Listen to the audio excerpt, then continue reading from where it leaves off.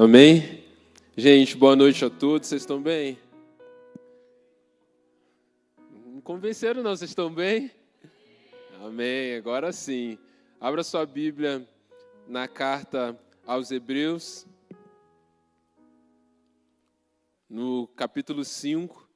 Esse é o texto base da nossa mensagem de hoje.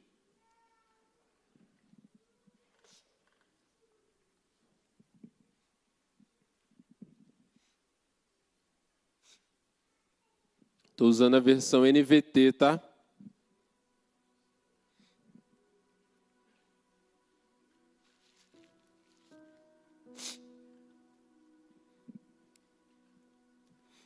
Hebreus 5, nós vamos ler a partir do versículo 11.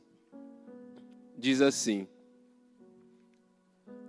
há muito mais que gostaríamos de dizer a este respeito, mas são coisas difíceis de explicar, sobretudo porque vocês se tornaram displicentes acerca do que ouvem. A esta altura já deveriam ensinar outras pessoas, e no entanto precisam que alguém lhes ensine novamente os conceitos mais básicos da palavra de Deus. Ainda precisam de leite e não podem ingerir alimento sólido. Quem se alimenta de leite ainda é criança, não sabe o que é justo. O alimento sólido é para os adultos que, pela prática constante, são capazes de distinguir entre certo e errado. Amém? O tema da mensagem de hoje é tempo suficiente. E eu escolhi esse tema, dar esse nome a essa mensagem, porque nós frequentemente justificamos algumas coisas que nós sabemos que deveríamos estar vivendo, mas não estamos ainda. E muito do que a gente usa para justificar tem a ver com o tempo. Talvez alguma vez você já precisou consolar ou ser consolado por algo que Deus esperava de você, mas você não viveu aquilo, uma expectativa que você tinha de vida, de alcançar níveis maiores, de repente até algo que você almejava a nível de ministério, a nível de crescimento, alguma função, e talvez em meio a alguma frustração sua ou de alguém próximo a você, aí vem aquelas palavras de consolo, né? Ó, Deus sabe de todas as coisas, né? Ó, tudo tem o tempo certo. E é verdade, Deus sabe de todas as coisas, tudo tem o tempo certo. Mas aí vem aquela assim, ó, se não aconteceu, é porque não era o tempo. Aí o negócio já começa a ficar um pouco esquisito. Porque nós sabemos, sim, que existem coisas que Deus ele nos dá uma palavra, Deus nos dá um direcionamento, e que, às vezes, na ansiedade de viver aquilo, às vezes na busca por querer viver logo, e muitas vezes Deus fala o que nós vamos viver, mas não fala quando. A gente tem aquela ansiedade onde a gente precisa ter paciência para esperar o tempo de Deus. Isso é correto, isso acontece com a gente. Nós ficamos ansiosos. Mas o texto que nós lemos mostra claramente que isso não é uma regra. Que nem sempre aquilo que nós não estamos vivendo naquele momento é porque não era o tempo de Deus. E aqui a gente vê nas palavras do autor aos Hebreus claramente isso.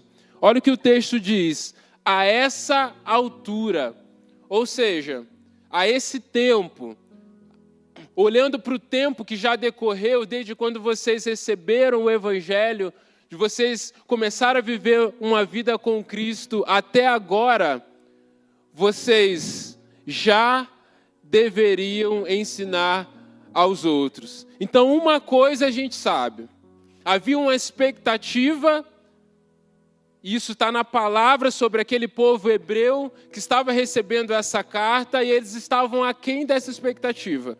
Eles não estavam prontos para aquilo que eles deveriam viver. E o tempo não era mais uma justificativa para eles.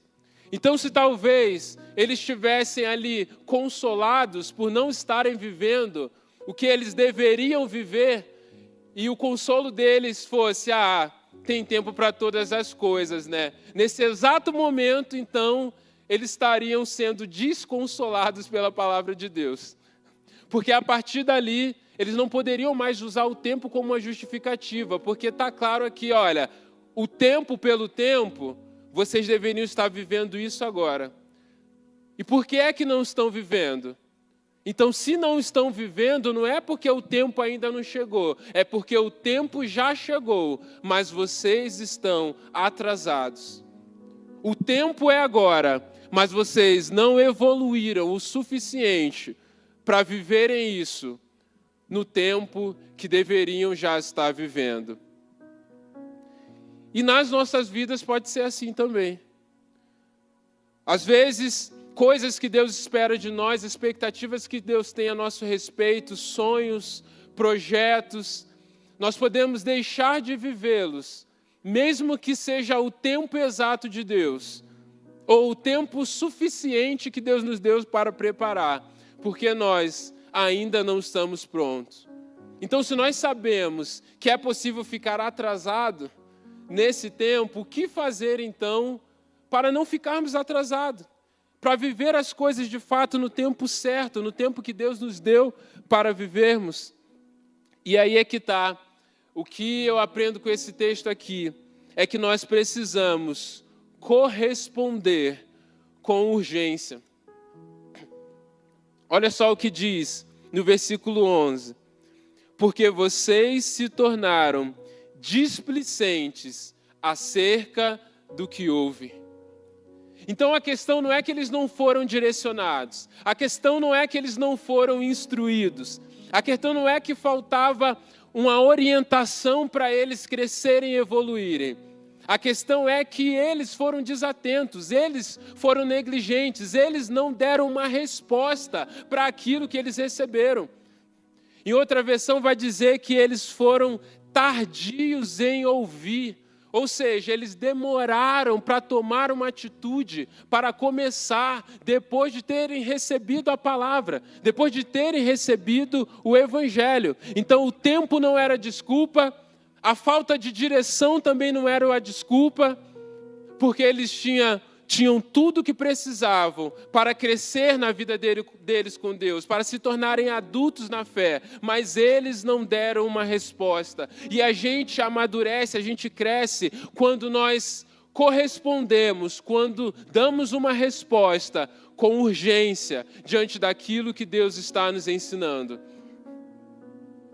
Só que urgência não quer dizer que é pressa. Às vezes a gente acha que é ser apressado que é urgência, porque às vezes, dependendo do contexto, a gente pode até usar essas duas palavras como sinônimo. Mas a pressa tem mais a ver com você fazer algo rápido, sem se importar muito com a qualidade que você está fazendo. Aí que vem aquela frase, a pressa é inimiga da perfeição. Mas a urgência que eu estou falando aqui tem a ver com você ter excelência na administração do seu tempo. Você saber aquilo que você precisa priorizar por motivos legítimos. Então, se a gente for pensar na nossa vida com Deus, nessa aplicação desses princípios básicos, por exemplo, a oração. Eu não preciso orar com pressa. Eu tenho que ter um tempo de qualidade com Deus. Mas eu preciso ter urgência em desenvolver uma vida de oração. Amém? Ou seja, eu preciso dar prioridade para isso. Eu não posso perder tempo, é urgente que eu viva isso. Que eu desenvolva uma vida de relacionamento com Deus. Então Deus espera isso de nós. E quando a gente não vive isso, a gente vai postergando coisas que a gente já poderia estar vivendo. Então, isso Deus está me falando agora, mas isso é só depois que eu terminar a faculdade. Ah, mas Deus está pedindo isso de mim agora, eu estou sendo confrontado, mas quando eu casar, aí eu vou poder experimentar isso. Ou isso é só quando, sei lá, quando estiver perto de Jesus voltar. Não! Tudo aquilo que Deus nos instrui, tudo aquilo que Deus nos direciona, todas as palavras que nós recebemos, é para que a gente possa se preparar. É porque dá para a gente fazer algo hoje. É para a gente começar a amadurecer, para a gente começar a preparar as nossas vidas para aquilo que Deus já disse que nós vamos viver. Então Deus nos dá uma palavra, não é para a gente ficar perdendo tempo, mas é para que a gente espere sim com paciência, mas esperar aquilo que Deus já disse que vamos viver é um tempo de preparo. Não pode ser um tempo de negligência. E a outra questão aqui que deve gerar temor em nossos corações e nos trazer também esse senso de urgência é que nós guiamos as nossas vidas a partir da maturidade que temos no presente e não a partir da maturidade que nós poderíamos ter. Qual que é a questão? Essas pessoas, e aí ele vai usar, que estavam ainda como bebês, mas que já poderiam ser como adultos. Essas pessoas, elas tomam decisões. Esse povo, esses hebreus, eles guiam a vida deles, eles tomam decisões.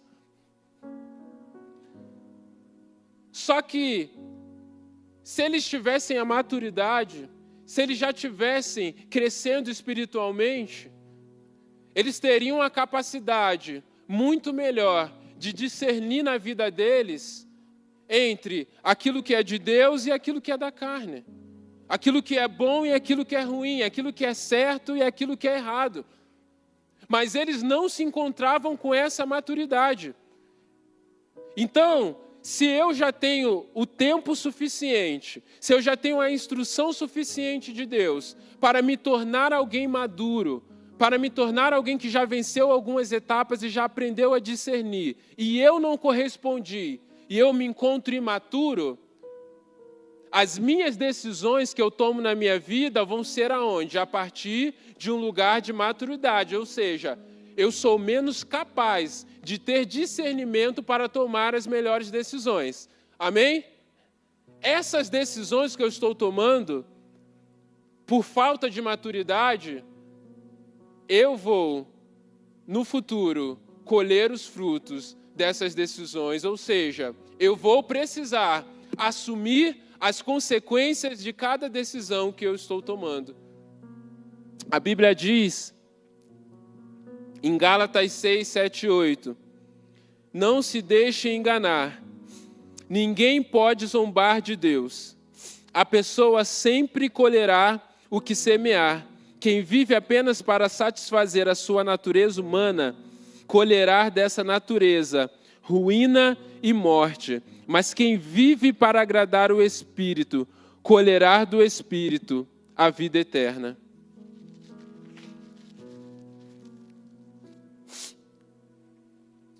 Por que muitas vezes nós entramos em crise quando nós tomamos uma atitude de viver uma vida de obediência a Cristo? Uma vida de consagração, uma vida de busca. Talvez você já viu alguém falar assim, cara, minha vida parecia que estava indo tudo bem. Mas, de repente, eu comecei a orar, eu comecei a ler a Bíblia de verdade, eu comecei a adorar o Senhor em espírito e verdade, me tornei íntimo do Senhor e parece que minha vida começou a piorar. Ah, mas mudou alguma coisa? Não.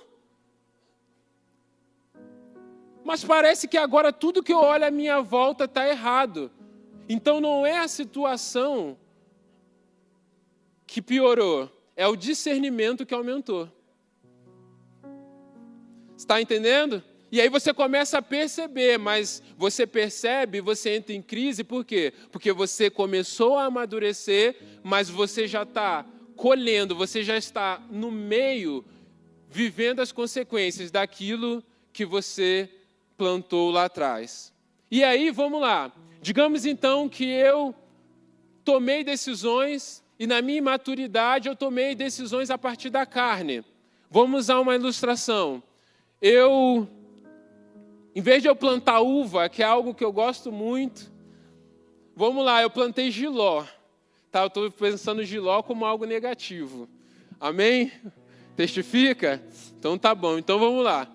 Aí plantei jiló, anos da minha vida. E aí, comecei a colher o quê? A partir do que eu plantei? Jiló. Mas aí, depois de um tempo, eu volto atrás e percebo que aquilo que eu estou colhendo, aquele jiló, não é bom. E aí eu chego para o Senhor e falo assim: Senhor, eu não ouvi lá atrás, e eu plantei jiló, mas agora eu estou arrependido do jiló, e está aqui, um monte de jiló na minha vida agora, olha só a minha volta, só tem jiló. Senhor, eu estou arrependido. Eu quero restauração. Será que o Senhor pode transformar esses jilóis em uva? Aí sabe o que Deus vai falar? Deus vai falar assim: olha, você quer comer uvas? Você quer se alimentar de uva? Você quer que a sua volta esteja recheado de uvas? Então toma aqui as sementes de uvas. Porque aquilo que você plantar, é isso que você vai colher. Deus vai estar com você no tempo de Jiló? Deus vai. Deus, Ele vai te ajudar, Ele vai estar com você lá, Ele não vai te abandonar. Mas Ele vai te dar sementes, para que você aprenda a semear aquilo que é dele. Pastor, então você está dizendo que Deus, Ele não pode transformar um jiló em uva? Eu não estou dizendo isso. Eu não estou dizendo que Deus, na sua misericórdia, quando nós tomamos decisões fora da vontade dEle, porque não nos deixamos crescer e amadurecer, e quando a gente olha para a nossa vida e está toda arrebentada em várias áreas, que Deus, Ele não pode, na sua misericórdia e graça, nos livrar dessas consequências. Deus é poderoso, e quem sou eu para falar o que Deus pode ou não fazer? Deus pode. Mas eu quero dizer, é justo que Deus permita que a gente colha os frutos daquilo que a gente semeou. Da mesma forma, por exemplo, se eu me alimento mal, eu não pratico exercícios, eu não vou ao médico fazer exame, eu vou ficar doente, não vou? Uma hora eu vou ficar doente. Se eu fico doente, Deus, Ele pode me curar ou não pode? Deus pode. Agora, se Deus, Ele não me curar, Deus, Ele não está sendo injusto comigo. Então, o que é melhor? O melhor é eu já obedecer. Porque mesmo que Deus opere com um milagre, mesmo que Deus haja de uma forma sobrenatural e me cure totalmente da enfermidade, ainda assim, eu vou precisar o quê? Me reeducar. Eu vou ter que aprender de novo a me alimentar bem, para que eu não fique doente novamente. Não é isso que o texto está falando?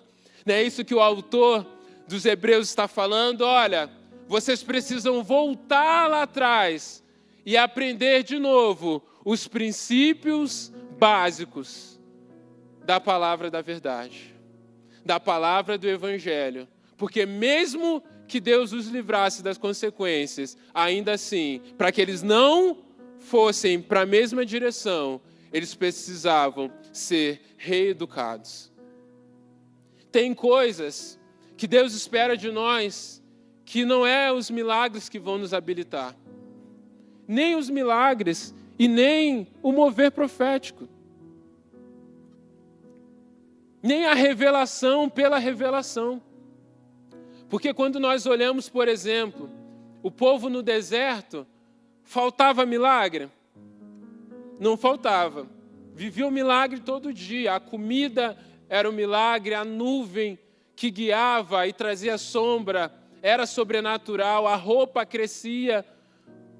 Era tudo sobrenatural no deserto. Tinha um milagre, tinham palavras. Eles tinham a promessa do Senhor na vida deles. Mas só que quando chegou na hora de tomar a decisão, vamos entrar na terra prometida, o que eles viram? Tinha gigantes na terra. E essa era a hora que eles já tinham milagres, eles já tinham palavras proféticas, promessas, mas eles precisavam decidir. Nós vamos agora tomar uma decisão baseada nos olhos carnais ou nos olhos espirituais. E eles não tiveram a maturidade para discernir e decidir com os olhos espirituais. Prosseguir com fé, sabendo que Deus é poderoso.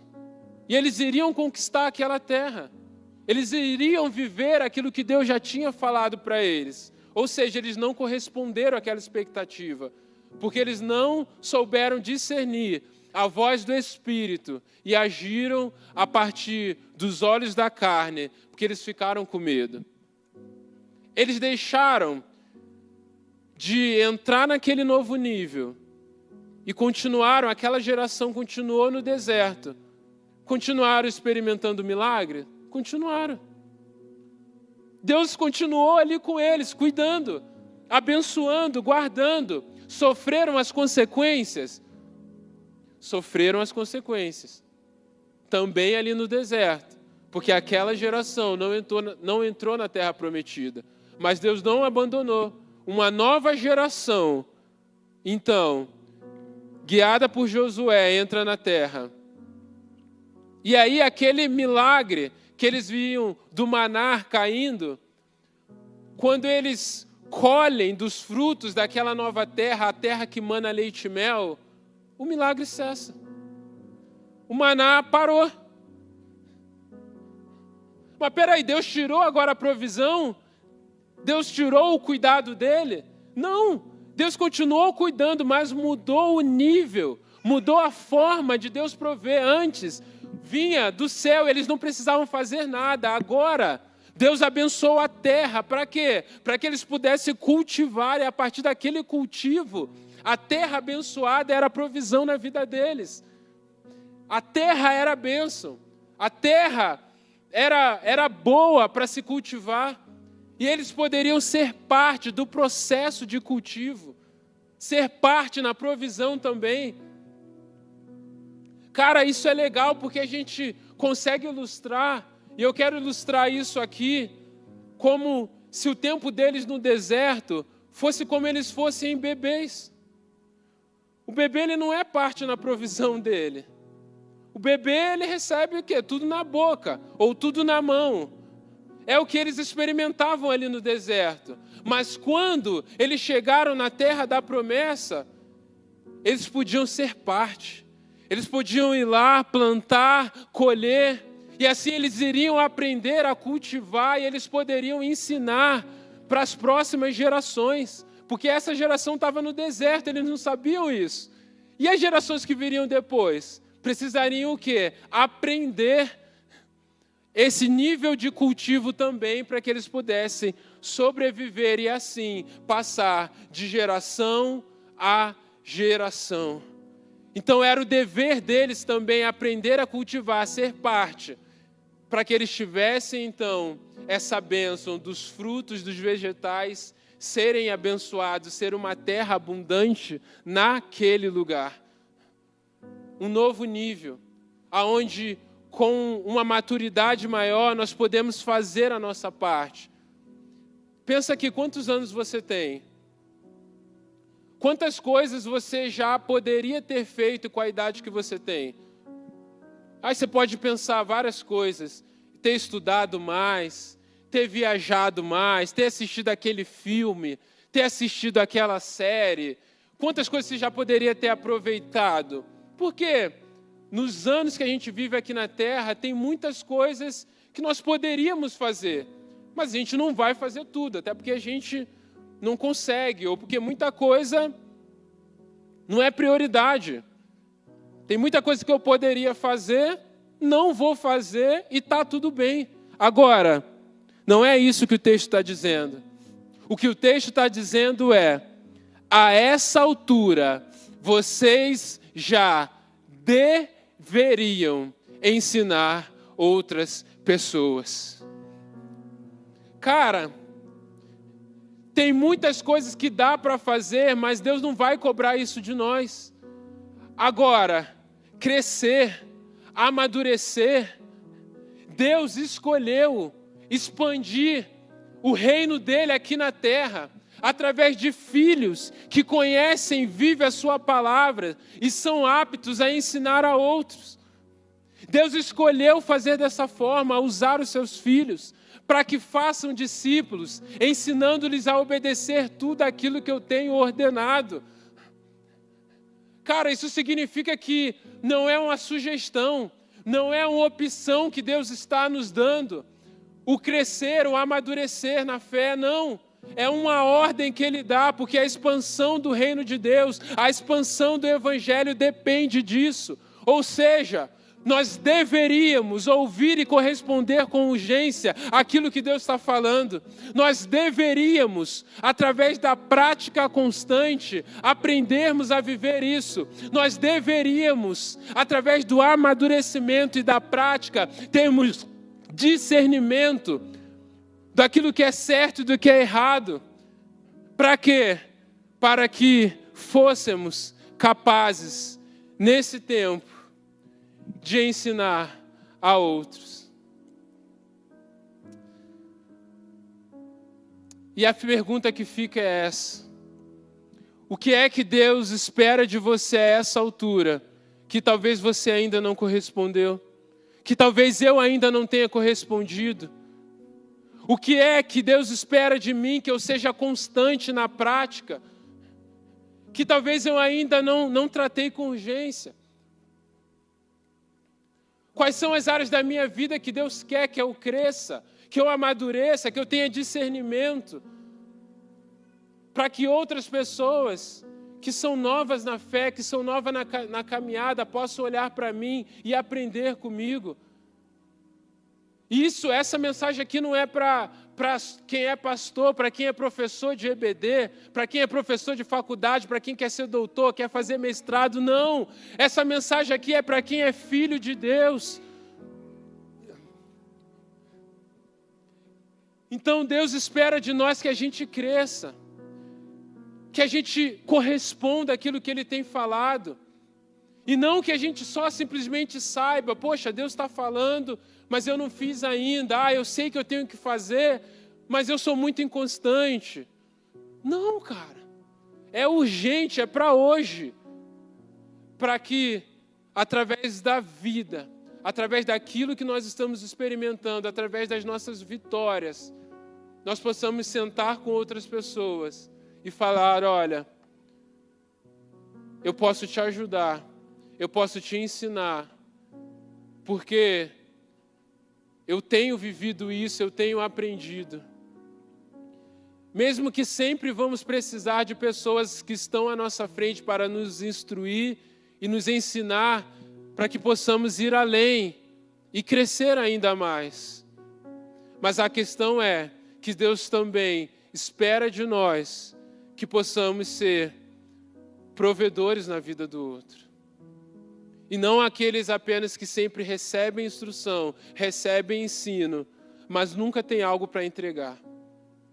Que gostam de se assentar à mesa para receber, mas que nunca têm algo para colocar, para repartir.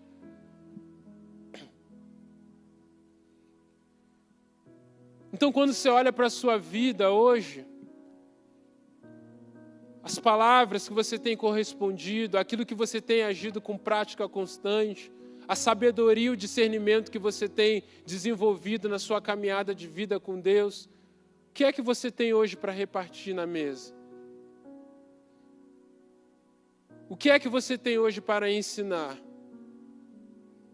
Eu creio que, a essa altura, muitos de nós deveríamos estar ensinando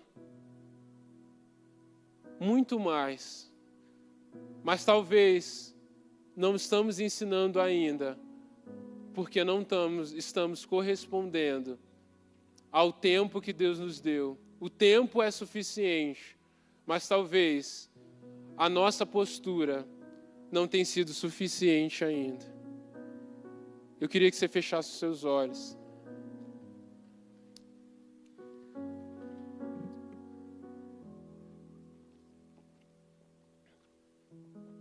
Porque essa palavra ministrou meu coração.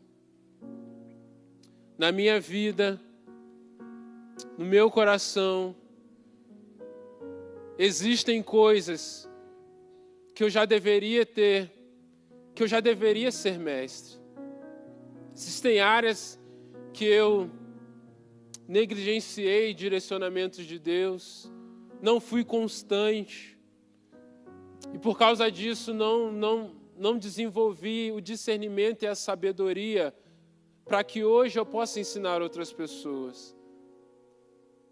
E essa palavra trouxe um temor no meu coração. E eu falei, Senhor, eu não quero mais perder tempo. Eu não quero mais andar atrasado diante daquilo que o Senhor espera de mim. Eu quero me preparar mais, eu quero buscar mais, eu quero fazer para que eu possa também colher os frutos dessa maturidade que o Senhor tem para mim, mas que eu possa também orientar a outros naquilo que é justo, naquilo que é a tua vontade. Então, ore aí no seu lugar. Se coloque diante de Deus. Lembre das palavras, dos direcionamentos que você já recebeu, seja em mesas de amizade, discipulado, seja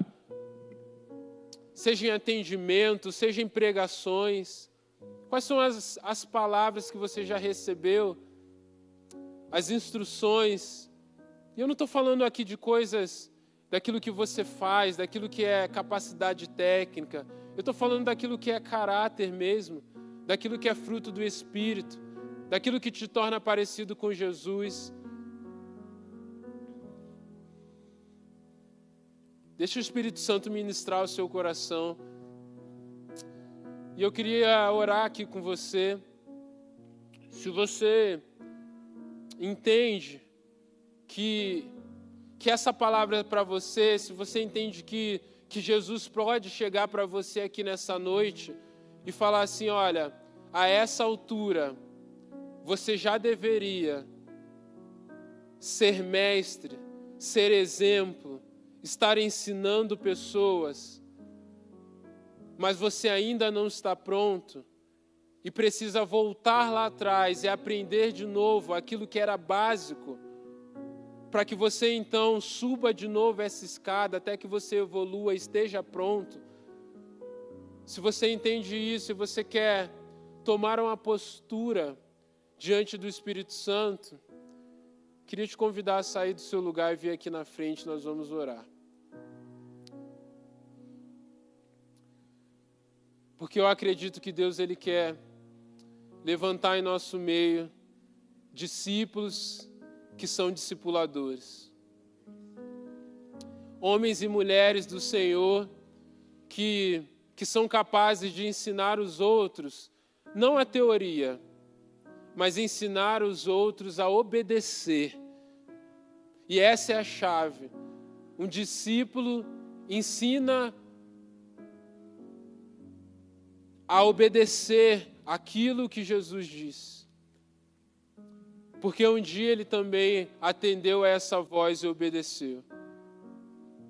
Então feche os seus olhos, ainda de olhos fechados.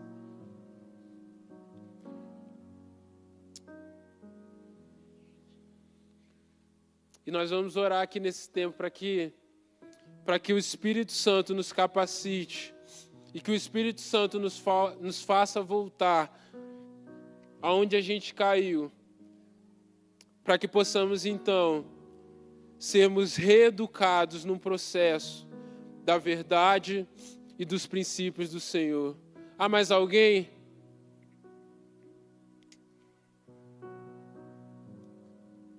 Amém. Pai, nós recebemos essa palavra, Pai.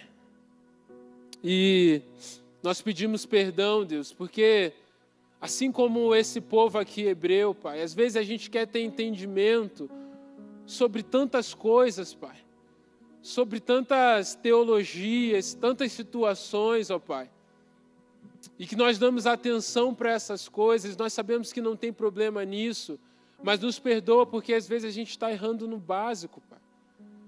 A gente está errando nos princípios básicos da nossa fé, nos fundamentos básicos.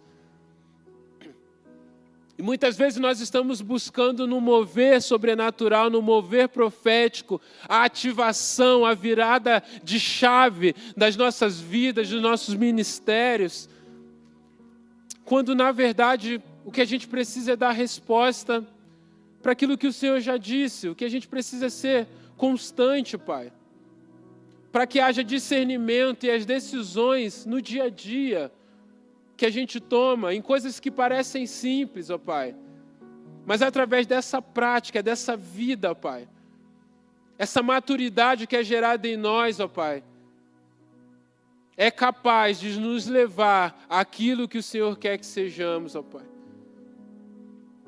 E é nesse lugar que nós queremos voltar, ó Pai. Eu sei que cada um aqui, Pai, sabe as áreas que talvez tenha errado, ó Pai. E nós pedimos a Tua graça, a Tua misericórdia, Espírito Santo. Age no coração de cada um, age do mais profundo agora, no íntimo. Haja trazendo arrependimento, quebrantamento, ó Pai. Para que em nome de Jesus, ó Pai, a gente não perca mais tempo, mas estejamos alinhados com a Tua vontade, ó Pai. Que sejamos maduros, ó Pai, por vivermos aquilo que o Senhor nos direcionou, por sermos obedientes a Ti, ó Pai. E que dessa forma possamos ensinar outras pessoas aquilo que é a Tua verdade, aquilo que é a Tua palavra. Nós oramos assim, em nome de Jesus. Amém. Amém. Você pode ficar de pé no seu lugar. Que em nome de Jesus a gente saia daqui sabendo que não é essa oração, esse momento aqui que nos habilita para esse novo tempo, mas é a disciplina que nós vamos ter a partir daqui. Amém? Só fazer uma convocação para vocês, que não é sobre Assembleia mais, acho que já está claro, né, sobre Assembleia amanhã. A partir de semana que vem nós entramos na última série do ano. Então, sábado que vem, até o último culto do Holy, em 2022, que é dia 10 de dezembro, nós entramos numa série sobre a presença de Deus. E eu creio que vai ser a principal pregação sobre isso, vai ser sábado que vem, e eu queria muito que você não faltasse. Você incentivasse a sua célula essa semana, você incentivasse aquelas pessoas que você conhece a estarem presentes, porque o entendimento que Deus foi me dando nas últimas semanas, eu estava relutando em trazer isso para o Holy. Eu queria trazer só o ano que vem, com mais calma e tudo. Mas é uma chave tão poderosa que moveu o meu coração nas últimas semanas, que eu gostaria de ministrar sobre o Holy antes das férias. Porque isso pode determinar muita coisa das suas férias e muito de como vai ser o seu ano que vem. Então eu queria que você orasse por isso, viesse com o coração sedento sábado que vem, trouxesse alguém para experimentar dessa presença. Não é uma presença que nós teorizamos, é uma presença que nós experimentamos e discernimos, que nos é derramada e nós entendemos, porque Deus trabalha em todas as dimensões do nosso ser com a sua presença. E nós vamos iniciar essa série. Eu queria muito que você estivesse aqui. O primeiro é muito importante para você entender toda a continuidade disso. Então, sábado que vem, vejo vocês aqui, 19 horas em ponto, para nós darmos início a essa série nova. Coloque suas mãos assim como no ato de quem recebe. Com o amor de Deus, o nosso Pai, que a graça redentora de Jesus e que a comunhão do Santo Espírito seja sobre você, sua casa, e sobre toda a igreja de Jesus espalhada por toda a terra, hoje e até que Ele volte. Amém. Amém. Tem alguém que nos visita aqui? Só ergue a mão, por favor. Seja muito bem-vindo, cara. Mais alguém aqui, ó, mais uma visitante desse lado, mais um povo ali atrás. Sejam muito bem-vindos, gente. Olha o seguinte, fica com a mão erguida só mais um pouquinho que a nossa equipe vai até vocês. Vocês vão ganhar um presentinho e com muito carinho do Holy, para que vocês se sintam em casa, sejam sempre muito bem-vindos no nosso meio. Só abaixa a hora que alguém chegar aí até você. Tá aqui, Esther. Beleza, lá atrás já chegou? Chegou. Muito bem. Que Deus abençoe vocês, gente. Até amanhã de manhã, então, às 10 horas, no culto da manhã. Vão na graça e na paz de Jesus. Aproveitem esse tempo de comunhão. Chama alguém para comer uma pizza, para comer uns sucrilhos com leite morno com você. Sei lá, mas chama para ter um tempo de mesa. Que Deus abençoe cada um de vocês.